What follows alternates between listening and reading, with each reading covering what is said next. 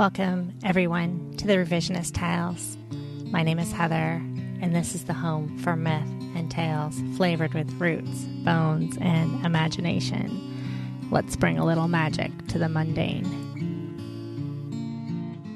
For the story today, I mold over mold, and still my work is far from perfect. I'm just touching the surface of this one. It's a hard character to approach. Hard to do complete justice. I mold, hope something else would pop up, something a little easier. And my goal of monthly storytelling lagged. But then this act of terrible violence occurred in my extended family, and I knew I just had to fail and tell the story of the destroyer. Since first, the destroyer brings us grief. In America, we don't wail. We do not pound the ground, nor do we drum and dance. We stand around awkwardly. We send flowers. We write cards.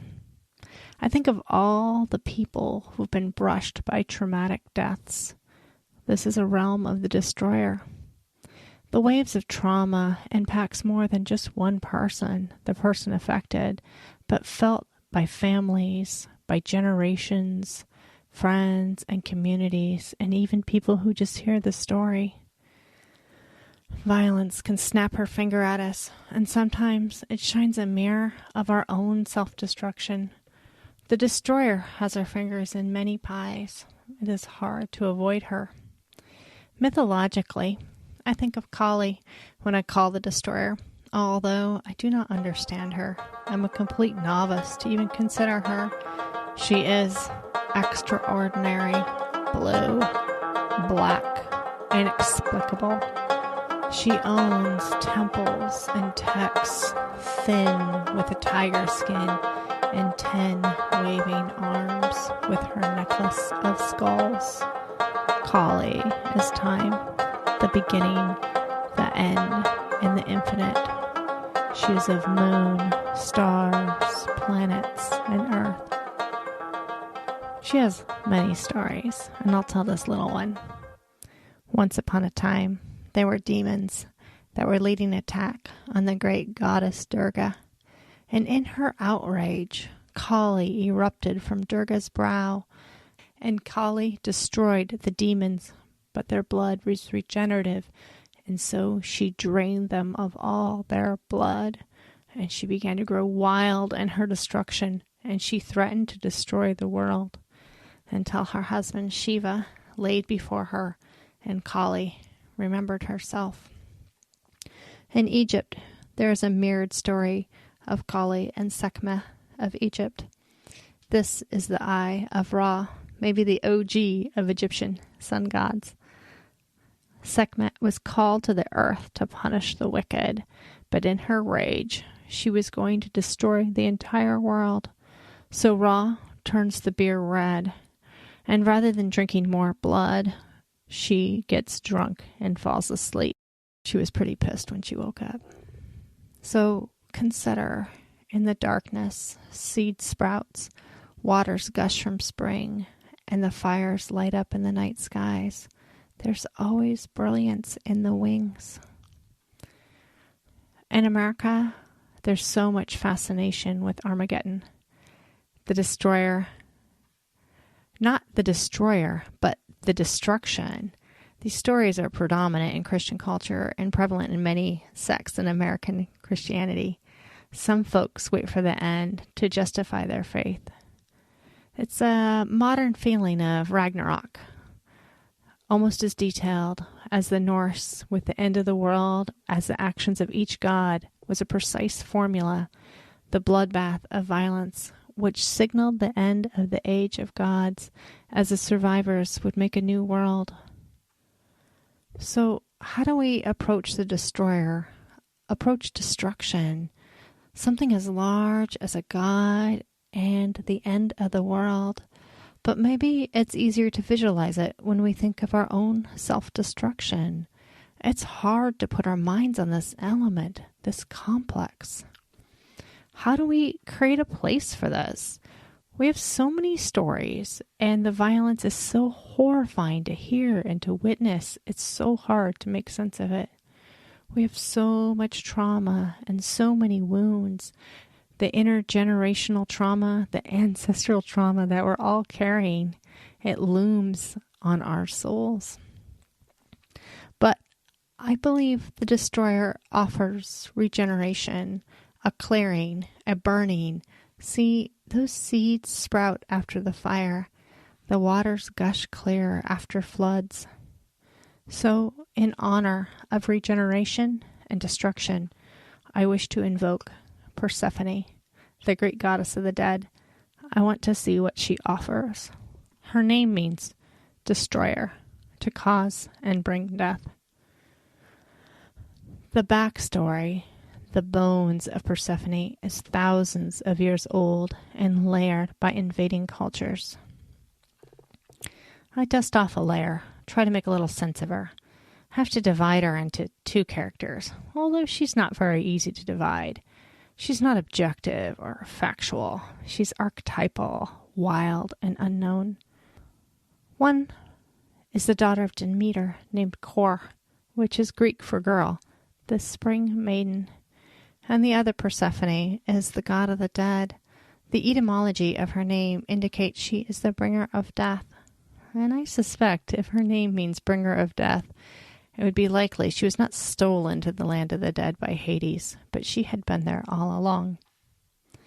I want to consider what she offers, that death is not the end, but another perspective, another way of living, maybe a way to return home, a way to return to ourselves. As the shadow, the bringer of death, the destroyer offers a way to live, a way to regenerate, not destroy as if the end of the world, the Armageddon explosion, but maybe with the death of winter, or even when the controlled burn allows regeneration in a forest. Think of how those Armageddon movies show people starting over and beginning again. Being close to death allows a way to be truly present with life. It wakes us up. You know the stories, all those that have brushed against death and told that they were going to die and discover they were given a zest, a presence for life that they had previously taken for granted. When we find out something is about to end, even that last bite of chocolate, we take note. The stories around Persephone, the multiple cultures that ended up in this place called Greece with its amazingly well-preserved history that is easy for me to poke around in. It serves the invaders to have their gods marry and dominate the local tribal gods. This is when Persephone, the god of the dead, became the unwilling wife of Hades, the god of the dead. Persephone is the Mediterranean god of the dead, like the Sumerian Ereshkigal and her Norse counterpart, Hel. Her story utterly captivated me as a child, and it brought me to my own type of underworld. I read this, and I learned all about pomegranates. So it begins with Hades, the god of the dead, the brother of Zeus, and he developed the hots for Persephone, Demeter's daughter. He wanted to hook up with her, and Zeus was like, Demeter's not going to let that fly. You're going to have to try something a little bit more underhanded. So Hades put some beautiful narcissus flowers in the field where Persephone was known to wander and pick flowers. She wandered away from her friends seeing these beautiful flowers, and when she leaned down to pick up the flower, the earth opened up, and Hades was there in his black chariot and pulled her underground before she could even scream. He was that snappy. Then Persephone fades off the timeline, and we zero in on Demeter, who's looking everywhere for her daughter and neglects her task of caring for the earth. She interviews everyone, and finally she gets to the sun god, and he tells her what happened. Demeter is pissed that Zeus would sanction the kidnapping of her daughter, and she checks out of Olympus. She wanders the earth and comes to a place called Eleusis, disguised as an old woman. She's welcomed by the royal family and was taking care of the newborn prince, Persephone. Demeter took it upon herself to make this infant prince immortal, which involved rolling him in coals every night. The queen walked in before this act was completed, and she acted naturally with great alarm, and Demeter was enraged that the boy was going to die and be interrupted in this great ritual of creating immortality, and her true self was revealed, and the people were quivering in fear. She was the bringer of their famine. She demanded they make her a temple and start rituals to appease her. But all along, Persephone was still lost. Zeus was starting to sweat it, though. He needed people because he needed his sacrifices. He was getting a little thin. So he leaned on Demeter even more. He had lots of bribes to offer her, but she refused them all. She completely had the upper hand here. She said, "Only if you give me what I want, will I give you what you want." And Zeus had to cave in. He had Hermes collect her from the underworld. And before Persephone left, she ate 4, sometimes 6, or sometimes 9 pomegranate seeds. She had not eaten one bite the entire time she was in the land of the dead. But maybe in excitement, or forgetfulness, or perhaps resentment, she ate the food of the dead, and by law she should have stayed there. But Demeter caused so much trouble. It was decided that Persephone would stay the amount of months of the pomegranate seeds she ate, which is our fable of seasons. So this death and loss of Persephone began the ritual of the Eleusinian mysteries. The initiates were sworn to secrecy, which they kept. There was no undercover reporter writing a tell-all about what happened during these rituals. But Wikipedia is pretty clever and had some pretty good notions which happened during this ritual, totally crushing my eyes wide shut version. The Eleusinian mysteries were likely a ritual of loss, the descent, and then the seeking for what was lost, and then the ascent, reuniting with what you loved, just like Inanna. This ritual focused heavily on the ascent, with this reunification of the mother and child, this regrowth and rebuilding. What was lost will return, but not quite the same. So the destroyer incorporates regeneration. But Persephone doesn't have much character. She's pretty flat. So that invites me to tell the story of Persephone, the queen of the dead, not as a young woman with no personality who had no opinions about where she went or who she lived with. Let's just give her a little life. I want to expand on this ancestral story of the land of the dead. I think a room full of ghosts is not the picture we need to seek. I think it's imaginative. The dead go where they must, to the great unknown. And I imagine, for the sake of the story, that some of the dead are confused and lost to where they must go. And that is the purpose of the land of the dead, kind of like a kiddie daycare at the state fair. I want to leave room for those that wish they were dead and act in a lifeless way, wishing they were not in this world, which is similar to those deep in addiction or those with chronic health issues. Persephone guides and tends to all of those that have been touched by the destroyer, living or dead. So please, dear listener, be entertained. They had been traveling a long time, years, maybe centuries, as gods are timeless. As time is not linear, it does not go from front to back. Time moves its own ways. They slept in their car, at roadside casinos, at 24-hour diners. They followed the harvest as they made the harvest. They picked the apples, the berries, the corn. They shucked the wheat. They pulled the tobacco. They bent on their knees, pulling the strawberries from mud, whispering their prayers with the other migrant workers. And sometimes, in the cold months, they sang songs at lonely taverns. The harmony of their voices was magical, transporting one to a time before time, to a place of not here and now, but of infinite connections. You hear their song and notice that the lines of your hands are the same as the patterns in the sky. Persephone woke up one morning, muddy from sleeping under a group of apple trees. Her hair was matted, and her clothes were hardened from travel. She felt the hard dirt on her cheek. Something had shifted while she slept. She had been traveling with her mother for a long time, as long as she knew. And as she was the younger, she never made any decisions. She never decided where they would go or who they would interact with. She was her mother's daughter, and their gifts were the same. Her eyes were heavy with sleep. This dream was heavy on her. The voices of the spirit were always stronger, calling her name just before she woke up. She smelled the fire and heard her mother singing. She opened her eyes into slits, and the spirit noise lessened, but they were still there. Her mother smiled down at her. "Good morning, Seph. You want something to drink?" "No," she muttered.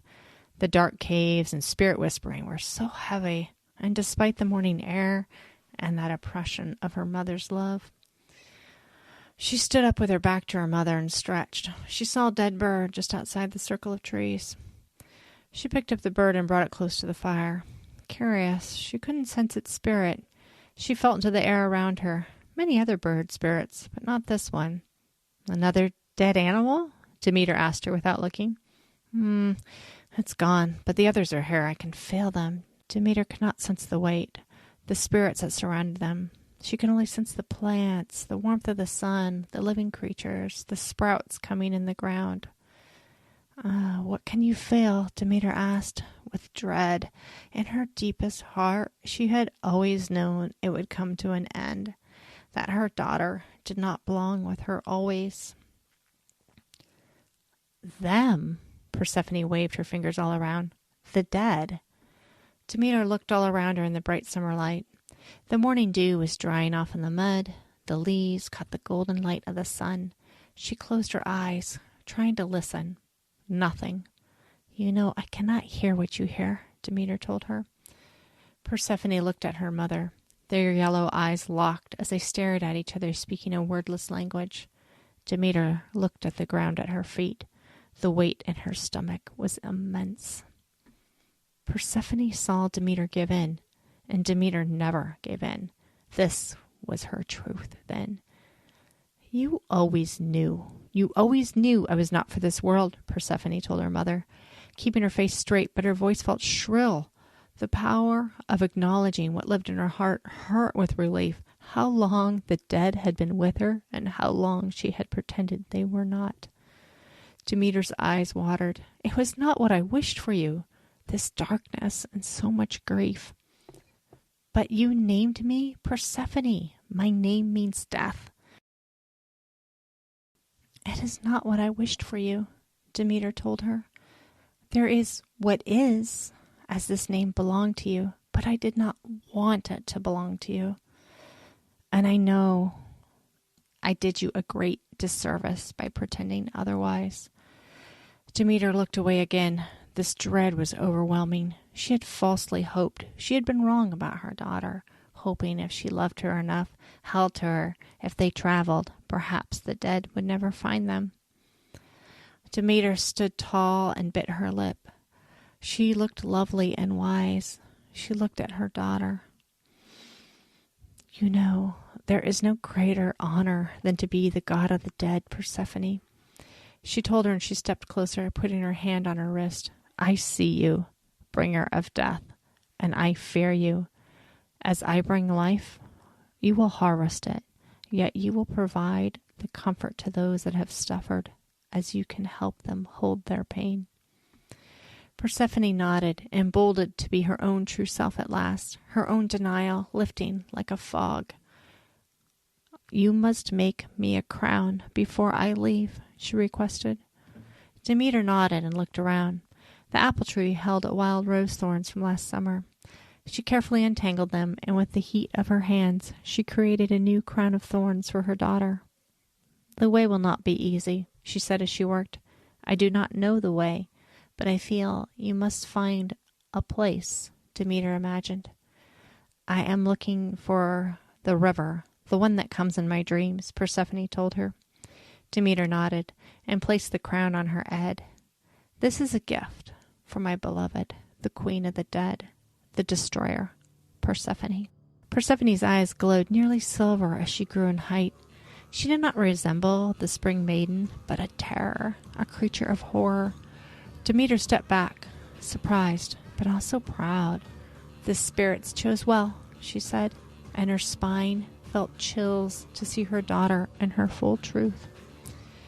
Persephone hugged her mother and then walked away in the morning summer light, not feeling the sun on her silver skin, the dead clinging to her, pleased to be recognized and no longer ignored. As she came into her full self as the queen of the dead, more spirits found her and clung to her. The living, who did not wish to be in the world, found her. The addicts and those with hearts bursting with despair, drunk on oblivion, found her. Persephone wandered, looking for her true home, a place that the lost dead could find her. She traveled over many lands, many places, many cities, and when she crossed paths with the living, she filled them with dread.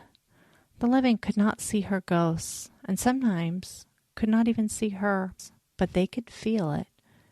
The hordes of dead froze the living to their place. The feeling of horror, of otherworldliness would overcome them. After the dead left, the living felt more alive than ever. They rejoiced in the loss of the weight of the underworld. The dead followed Persephone. While she wandered, she was always dreaming.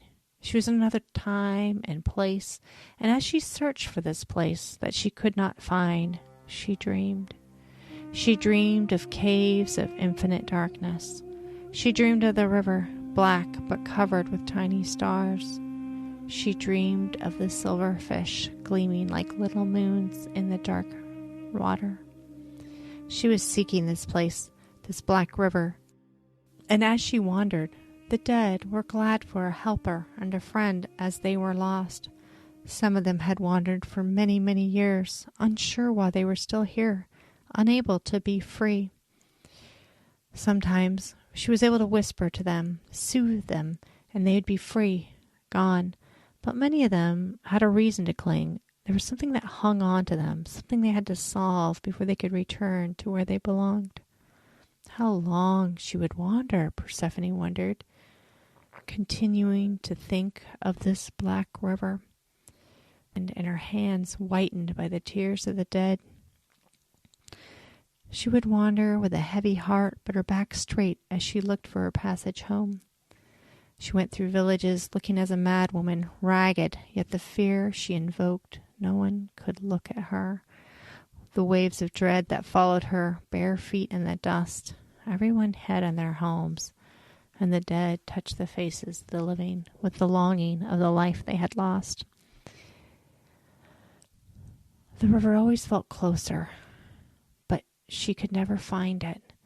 And one morning, the task came crashing to her, and she lay on the dirt, pressing her face into the ground, just like that time so long ago when she decided to come on her own, to name her own place.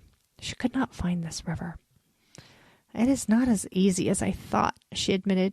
This is so hard. This acknowledgement made her present, grounded deep into the earth. Instead of searching, she just saw the place she was at. The dead that loved her surrounded her, and she felt deeply with the tendrils of her soul into the earth.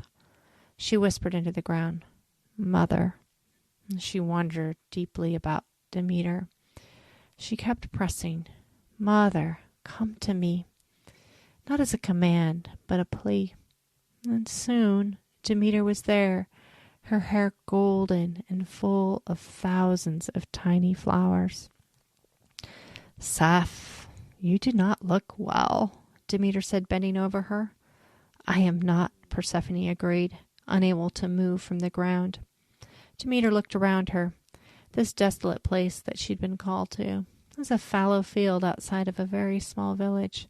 Some oak trees and firs, weeds coming up in the muddy field. The villagers would plant there in the coming spring. This is what her eyes told her, but she still felt the dread, the heaviness. How much dead was here, she wondered. She wondered if this was one of the reasons her daughter was so ill, so tired. The love of her gift was hard to balance. Seth, let me see what you see, Demeter asked. Come closer, mother, Persephone urged. Demeter bent her head, and Seth rubbed her dirty hands on Demeter's eyelids. This sight will not last very long. Demeter opened her eyes and saw the wraiths, the dead, the lonely, and the mad. She could see some of them were living, enveloped in the wish for death. They clustered around her daughter. They were thick in the fields. It was hard to put into words what she was seeing, but yes, they were all lost souls, a mixture of the living and the dead, a mixture of animals and people. Some were petting Seth's hair. Demeter shushed them away and wondered how many she had stepped on in her life. Go on, she commanded. Let us help the queen, not hinder her. Look at her. She's exhausted. She needs replenishment. You're not helping. They scurried away. They were surprised to be seen, and the power of the god's voice urged them away. Demeter placed Persephone's head on her lap. She combed her hair and sang her a song. Rest, queen, rest. You have been weary with your burden, with your quest. You must rest. I am looking for the river, the black river, full of silver fish, Persephone told her. The dreams. Say the Lord of the Fire knows this place. Demeter paused. He does. He does know this place. But you cannot go to him like this. You must rest. Persephone gave in and fell into a real sleep as she was under the protection of her mother. She did not dream, or if she did, she did not remember. And when she finally awoke, her head was still on Demeter's lap. I am calm. I can listen now, Persephone said, allowing her feelings to sense all around her. She sensed in the deep ground. She sensed the villagers far away, dreading these fields, imagining the stories they would always tell. She felt into the oak trees and the acorns that were working their way down through the branches. Demeter nodded, and she put her warm hand on her daughter's forehead, pressing this image in her mind. This is the way to the Lord of Fire. You can find the way. Persephone's eyes opened wide. That way pressed into her mind like a glowing map, like a snake's path. She rose from the ground and turned. She turned and kneeled to face her mother. You've given me a gift. You've saved me. Demeter smiled. I would do anything for you, my daughter. My love for you is infinite. Persephone nodded and stood and walked from the fields, her eyes lit with the way towards the god of fire, who would lead her to the way she'd been searching for. Demeter watched her walk away, her heart, her great love crushing in her throat. Persephone arrived with her dread horde after following the snake's path for many days to a great tree, wider than any tree she'd ever seen before. A cypress. Its bark hardened over the years, but the tree was vibrant and alive, its feathery branches rising in the morning light. Strange, the god of fire lives in a tree, she thought. She approached the tree, brushing it with her fingers.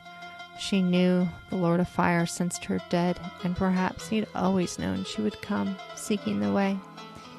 When she touched the tree, it was as hard as stone, and she knew at once that the Lord of Fire had been in the beginning a dryad, a tree, and his deep roots had found the fire and became transformed. She waited for him without any urgency. He was making beautiful things. She sensed his heat and his metal, his deep sense of the earth. The tree was a gateway to many places, its roots wrapping around the world. She watched the tree as it merged with the darkness. The dead waited for her, and then the light of dawn came to touch the outlines of the tree, and he emerged. The Lord of Fire was big and wide, his hands as large as her head. He was as disheveled as herself. He stood before her. Persephone, welcome. She nodded at him. Falconos, you have many names. Does that one suit? He nodded. It does. I made you something while you waited. Maybe in exchange for knowing one of my true names." She looked into his hand and saw thin wire, silver, a small snake with its mouth on its tail. "An essence of your tree?" she asked. He nodded and indicated her neck. She leaned forward and he fastened it on. "It will help you find the way," he told her. "You touch it and it'll soften. It will help you." The smooth metal softened around her neck, giving her warmth. Persephone nodded at him and touched his hand. That was a generous gift. He nodded without smiling. He looked at her golden eyes. "I must ask you a favor. So it's not a gift, but a trade." "Ask," she said, without fear. "I wish for a twinning of my tree. I've never been able to make a small version of my beloved. I'm just too close. It was a small favor." She touched her hands along the hard, smooth bark of the cypress. She circled the tree. She did not know the tree, but knew of the tree, perhaps enough to make a twinning. And stepping far from the great tree, she kneeled and called the spirit of the tree out of the ground. It rose easily into her hands. Volcanos stood next to her, watching the tree, touching it. He smiled at her. He was so immense, black and wide, smiling with white teeth. "This is what I was seeking. Thank you. I will show you the way to the river that you seek." And as they walked around the tree, he felt the weight of the dead behind him. This is not all the dead. It is only some. The ones who are stuck, he guessed. He turned slowly as he walked. Some of them are not dead. That is strange. It is, she agreed. "Do you know why the dead and these ones that wish for death cling to you?" he wondered. "They all have their own story," she said. "The living that follows me found that the path their soul chose was too hard and find comfort in my world. My dad, the ones that cling behind us, some of them are held by a story that yokes them to the earth. I think it is hard for me to help them as I am not rooted, connected, so I can see where they need to go. The living chose you over any other god and remain yoked to your shadows," Volcanos noted as he turned away. "Everyone can choose their god. I cannot take that away," Persephone told him. Volcanos nodded and then stopped suddenly in front of one of the many folds of the trunk. "I do not know all the things of this great tree. Its roots are deep, but this passage will allow you to make your way to where you're seeking." He touched her neck, barely touching her skin as he brushed the silver snake that coiled around her neck. "The snake will help you along the forks. I am in your debt. You may come to collect it when the place I am seeking is revealed," Persephone told him as she touched the snake, felt its warmth and reassurance. He watched her as she stepped into the shadows of the tree. The dread followed her, and he watched and stayed present with the cold air, sometimes seeing small shapes, little flickers of feet or faces, the glimpses of the wraith that remained on earth. He wished them peace. It is unknown where she walked in the dark, but wherever she was, unsure, the snake around her neck urged her in one direction or another. The darkness was more than she had ever encountered, but soon she could feel the river and was able to make her way closer to this place she had been seeking. They continued walking deeper and deeper. The dead were silent and vigilant as their queen sought the place that would help them. The relief when the cold water brushed her dusty feet and the sight of those silver fish. But she did not feel joy, just more dread. She had to cross this unknown, cold, swallowing darkness. It may be her death. "I must cross this alone. I will call for you when I succeed," she told her horde. Such dread as she stepped into the cold water. It was never going to be easy. She wasn't going to get a package delivered with her key to the land of the dead in the mail. She had to die for it. She had to love it too much. Then the water took her, deep and churning and wickedly cold. It pulled her under, far away, faster than she could have imagined. She struggled to stay above the water. She saw the roof of the underground river was lit up by fungus, phosphorescent, like the little stars she had dreamed of. "Gods," she whispered, take compassion on my journey. She had been brought to this world to be there for those that were lost. Do I die to become the queen of the dead? Must I be completely stripped? The cold water filled her lungs, and she did not see the fish, the strange starlit fungus anymore. There was only nothing, only darkness. And when she awoke, it was with pain. She had died in some ways, unknown. She felt different, empty. Water poured from every orifice. She sat on the dark rock, shivering, but she saw there was some type of light, dimness, across a little bit more river.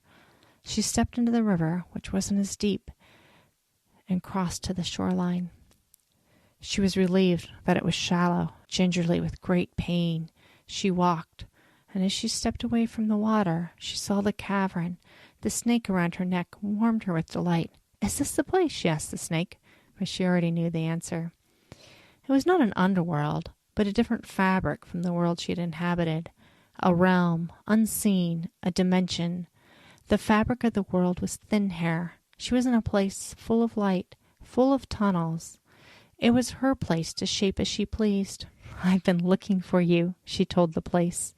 She felt the welcome of the empty place. It had been waiting for her all this time.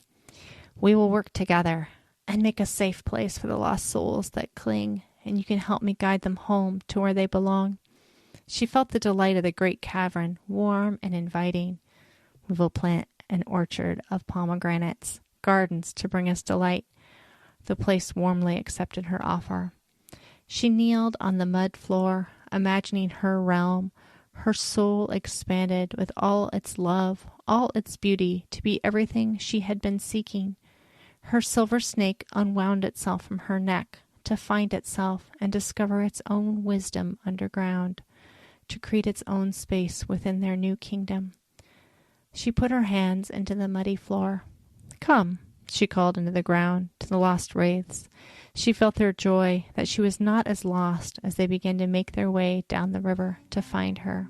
Here, to this place of infinite warmth and energy, and this place full of potential. There are so many ways to tell her story. Just as you may wonder how to imagine the nature of the destroyer, there are so many ways to approach this archetype. It's innumerable, in loss and grief and pain and suffering, but always offering regeneration, a way to clear what is old. She is humbling, like my adolescent experiences of heroin addiction, a true walk in the underworld, and I never returned the same, but deeply humbled and compassionate towards the power of addiction. How can self-destruction be an avenue towards regeneration? How can we look at our habits and see growth in them? How can we support a living friend or family member that is lost in the land of the dead, unable to see the potential for regeneration? As the tarot card for death does not literally mean death, it means transition. We can succumb and stay forever in the cavern of death, or recall winter comes after spring. There is always movement if we choose to see it. We all have an experience with despair, with pain, with hate, with trauma. It lives within us. This could be the face of the destroyer with Kali's mad dance, or with Persephone with her red seeds. Say, the offer is, look at the despair, resonate with the pain, be present, write this out, sit with yourself, know thyself. Can we meet the destroyer, the great queen of the dead in her realm? How does she approach you? Can you look at her with horror, with compassion? Persephone is the guide of transitions. She is close with us. She is with us, an invitation to guide when we suffer and to guide us when we're ready to cross the next gate. Thank you for listening to this story of mine. I have no credentials, no English lit degree, no license to research or storytell, just street cred. My website is heatherbsullivan.com. Please support my work as an artist. Tell a friend. Check out my webpage. Buy a print. Commission a great goddess picture to hang on your wall. Send me an email if you have an awesome idea. Let's build a committee of story nerds. Heather@heatherbsullivan.com. Big thanks to my rockin' guitar playing dad who allowed me to use his music for my background, and the other wonderful artists on Pixabay that allow downloads of their music. May your pain be lifted. May the fruit that touches your lips be sweet, and may your dreams be full of richness.